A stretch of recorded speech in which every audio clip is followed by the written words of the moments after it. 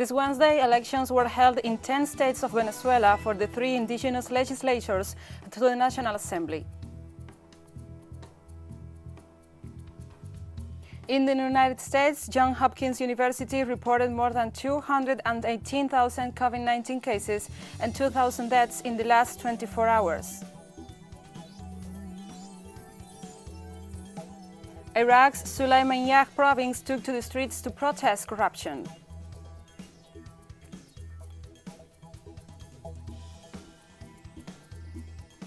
From the headquarters of TeleSUR English in Havana, Cuba, this is From the South. I'm GLADYS QUESADA.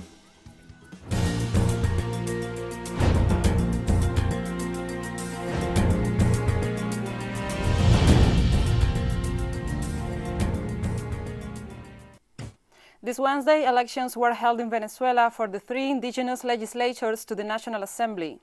Over 3,500 representatives of the country's indigenous communities elected the 3 deputies in 10 states of the country from candidates that were selected in general assemblies. The indigenous parliamentary elections were held on a different day to the regular parliamentary elections, which were held on Sunday, as they follow a unique procedure based on the traditional customs of these communities. According to Article 125 of the Constitution of the Bolivarian Republic of Venezuela, indigenous peoples have the right to political participation, and the state shall guarantee indigenous representation in the National Assembly and in the different bodies at federal and local level.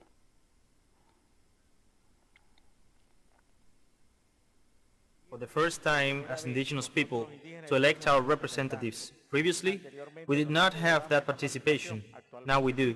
For the first time in history, we are the first to elect our representatives at the national level, the regional level, and the municipal level. The president of the National Electoral Council, Indira Alfonso, described as successful the electoral process of the indigenous peoples to choose their parliamentary representatives to the new National Assembly and announced to offer results as of Thursday, after the closing of the voting stations and the total disclosure of the scrutiny reports. The president of the Bolivarian Republic of Venezuela, Nicolás Maduro Moros, praised the indigenous communities for the developing of their parliamentary elections. The head of state tweeted, "Today, we had an extraordinary election day in which the indigenous peoples participated, a transcendental event that is proof of the dignity constituted, expanded, and renewed in the revolution. With their vote, they decide what kind of voices they want in the National Assembly. Congratulations."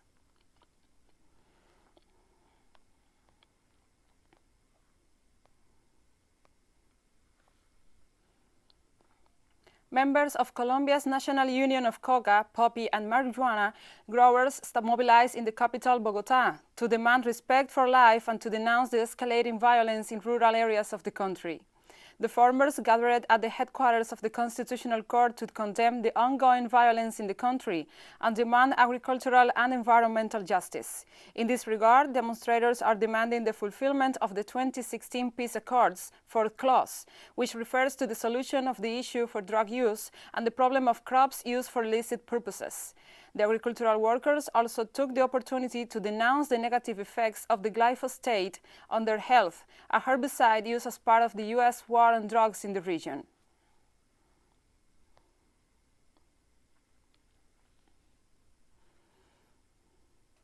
And Guatemala has seen yet another day of protests against the government of our President Alejandro Yamatei.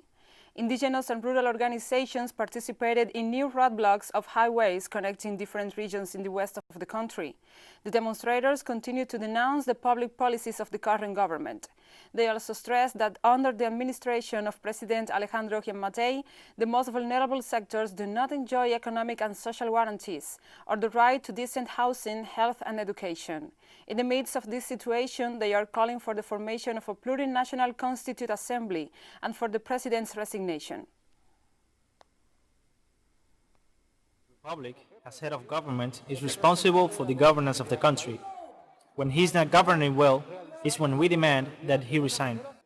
As a politician, he presented that he was going to dissolve the Secretariat of Administrative Affairs and Security, that he was going to withdraw the deputies to the Central American Parliament, representatives of Guatemala, but this hasn't happened yet.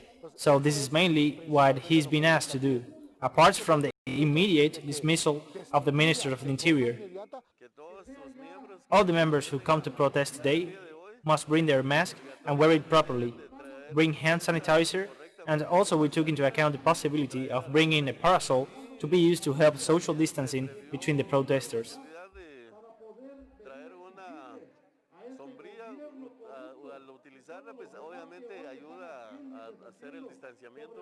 And also in Guatemala, a large group of former members of the military men protested in front of the presidential residence to demand that President Alejandro Giammattei deliver on his election campaign promises. The demonstrators called on the government to accept their request, just as the president promised, stressing they are not asking for handouts, as it was the president himself who offered to financially reward them from the work done to combat the internal armed conflict in the country. They stressed that if the president continues to ignore their demands, they will join the wider protest movement calling for his resignation.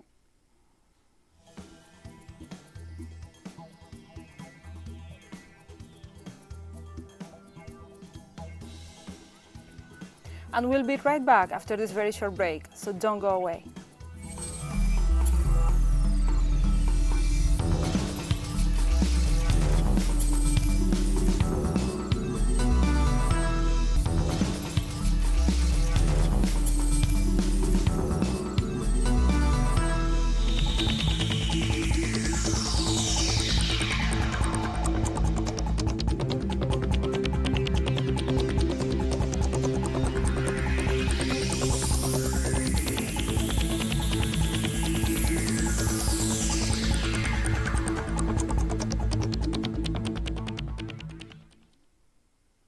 Welcome back to From the South. Johns Hopkins University reported more than 218,000 COVID-19 cases and 2,000 deaths in the last 24 hours. According to the university, the latest figures bring the total number of cases to over 15.9 million, while the death toll now stands at 293,000. Health authorities had predicted an increase of cases due to the many trips made across the country to celebrate Thanksgiving.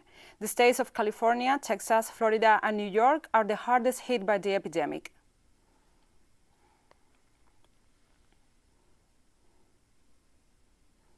Los Angeles County hospitals are dealing with a surge in COVID-19 patients, with almost 500 new admissions a day. Deaths have increased 258%, from 12 average deaths per day to 43 this past week. Since these deaths reflect our case counts from a month ago, as cases have continued to increase the past few weeks, we will bear witness to a significant rise in the number of people who are dying. While this trend line provides a frightening visual of our reality, the more terrible truth is that over 8,000 people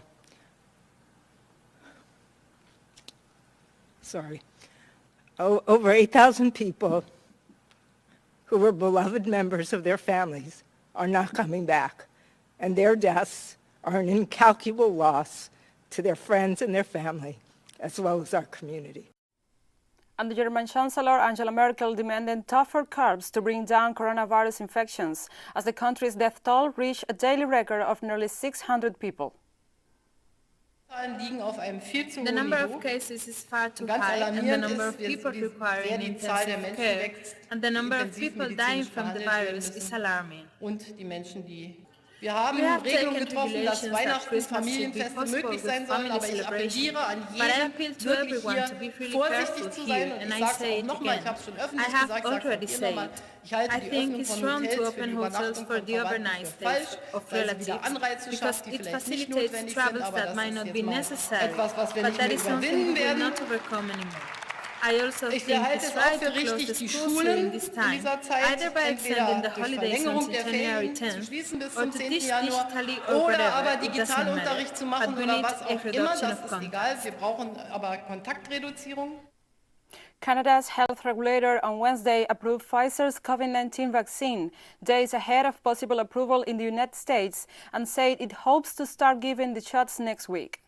Health Canada said the vaccine made by the U.S. drug maker Pfizer and Germany's BioNTech firm had received authorization after a thorough assessment of the evidence demonstrated that it met Canada's strict standards for safety, efficacy and quality. The country is set to receive up to 249,000 doses this month, and officials expect to administer them next week after they are shipped from Belgium on Friday. Amazing news. I definitely will take the vaccine. I'm looking forward to it. I'm really excited.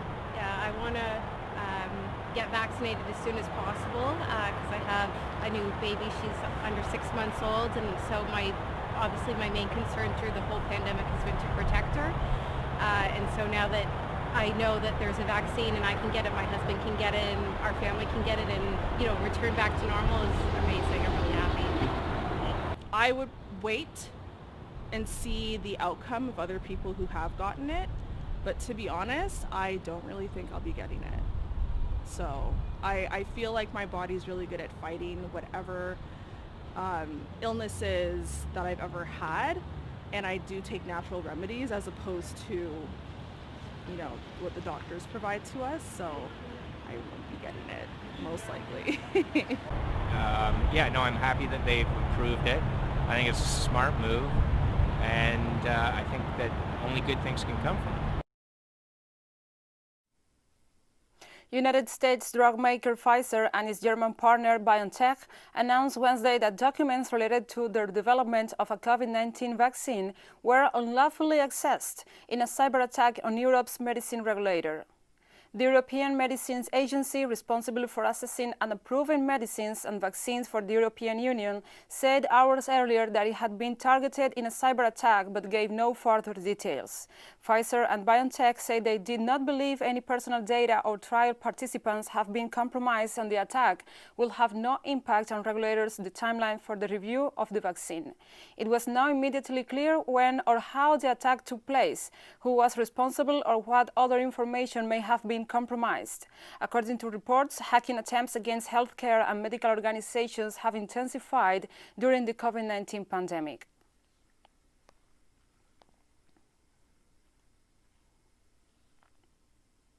And this season's must-have in China is not a flashy designer handbag, but breathable, disposable protective medical gear, as seen on models striding along a catwalk in the northeast of the country. Although the country's economy was battered by the coronavirus lockdowns early this year, Chinese industries quickly bounced back, and exports of medical products like masks have rocketed. Over the weekend, hopeful Chinese manufacturers showcased their wares in Liaoning province at a protective clothing expo. Examples of the products showcased include thicker but more airy protective gear that helps doctors to sweat less when wearing it. Potential buyers were able to watch model past wearing the gear, which also include firefighters and power maintenance outfits.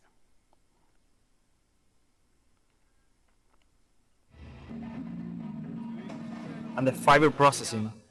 Although the new protective suit is thicker than before, its permeability and comfort level is much higher than the old ones. Doctors wearing it would not sweat a lot, and the new suit is more comfortable and safer.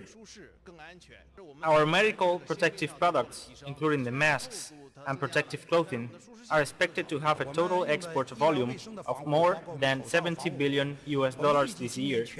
Our occupational protective clothing, such as those used in firefighting, involves a series of developments aimed at integrating various types of protection. The enhanced comfort and intelligence levels of the protective clothing make our suits more convenient and effective in actual use.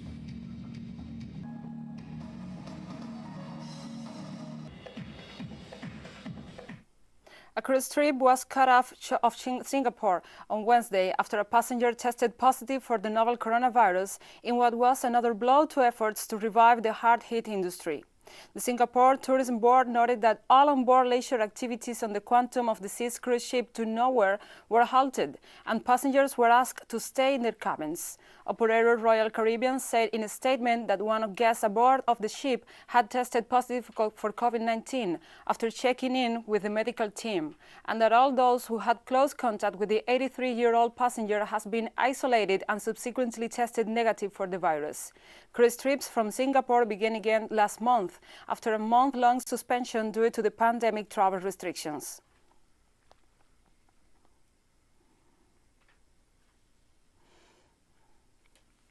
And Japan will extend tax breaks on low-emission cars and offer incentives to promote green investment to help Prime Minister Yoshihide Suga to meet his carbon-neutral goal, according to the ruling bloc's tax reform proposal to be approved on Thursday.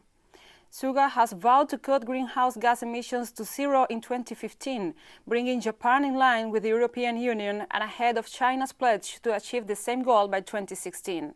In a nod to Suga's ambition, the ruling coalition's tax reform proposal for next fiscal year will focus on steps to encourage corporate investment in green technology, lawmakers with knowledge of the deliberation said.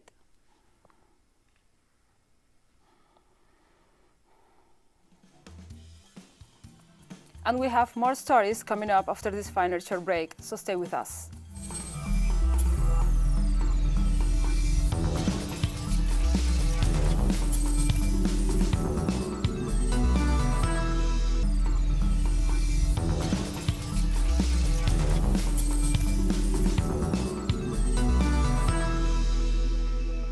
Welcome back to From the South.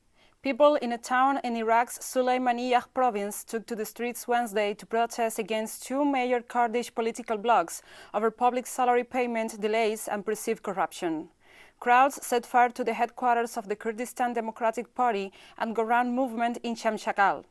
Thick black smoke could be seen rising from the buildings. This came amid demonstrations across the province in recent days, drawing hundreds. Also Wednesday, the Prime Minister of Iraq's northern Kurdish-run region blamed the federal government in Baghdad for delaying crucial budget transfers.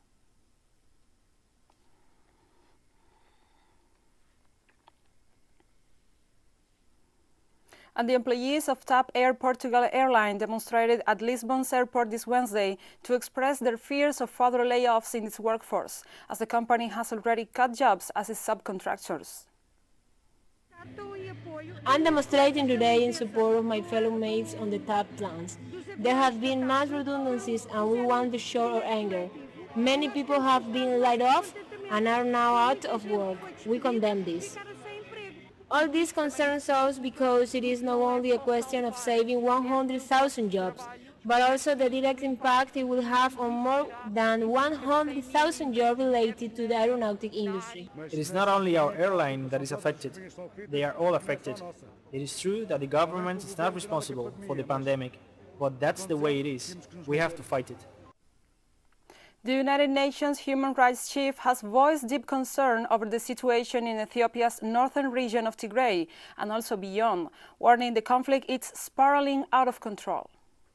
The situation in Ethiopia is, I think, it's really worrying and volatile, and as I had warned, it's spiraling out of control with appalling impact on civilians. We have corroborated information of gross human rights violation abuses, including indiscriminate attacks against civilians and civilian objects, looting, abductions, and sexual violence against women and girls. We have also reported forced recruitment of Tigrayan youth to fight against their own communities. There is an urgent need for independent monitoring of the human rights situation in the Tigray region, all necessary measures to protect civilians and accountability for violations. In spite of an agreement between the government and the UN, unfettered humanitarian access has not been possible. So I appeal to the government to fulfill the Prime Minister's pledge to ensure humanitarian access and to ensure access to water, electricity, and other basic needs is restored. And the Ethiopian Prime Minister Abiy Ahmed began a two-day visit to neighboring Kenya this Wednesday, his first official trip since launching military operations in the northern Tigray region last month. As skirmishes continue in the north of Ethiopia and aid agencies decry the lack of humanitarian access, Abiy traveled south to the border town of Moyale, where he and his Kenyan counterpart, President Uhuru Kenyatta, president over the inauguration of a new border most promising a boon in cross-border trade. President Kenyatta said they hope to see the border town become the Dubai of the region. The remote market town lies roughly halfway between the Kenyan and Ethiopian capitals.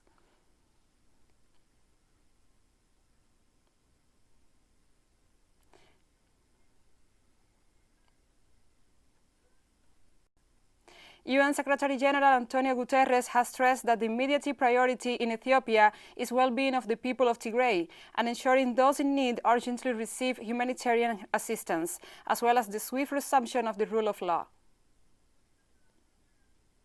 We have no proof of the presence of Eritrean troops inside Ethiopia.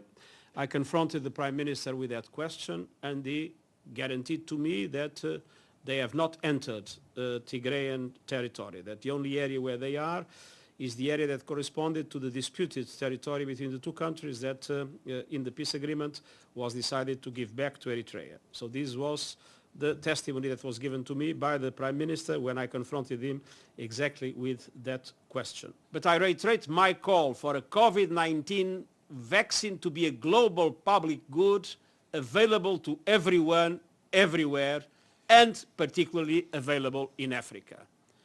Most African countries lack the financing to adequately respond to the crisis, due in part to declining demand and prices of their commodity exports. And we have come to the end of this news brief. But remember, you can find this and many other stories on our website at telesurenglish.net. And also, you can follow us on social media, Facebook, Twitter, Instagram, and Telegram. For TeleSUR English, I'm Gladys QUESADA. Thank you for watching.